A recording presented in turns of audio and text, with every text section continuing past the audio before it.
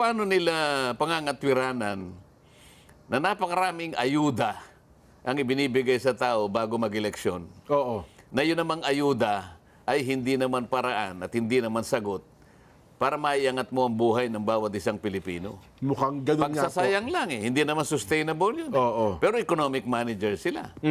Di ba? Pag tiningnan mo kung magkano lahat yung 5 ayuda na yan dyan na binibigay nila. Kulang-kulang 200 bilyon. 200 bilyong piso, opo. Oo.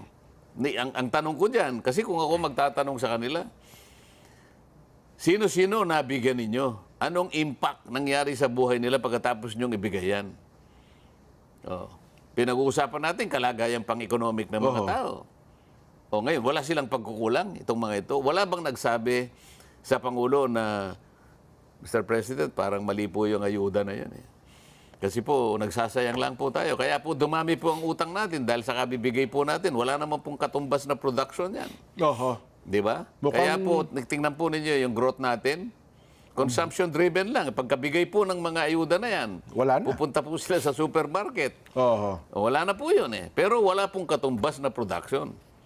Kaya walang pagkakamali yung mga economic managers.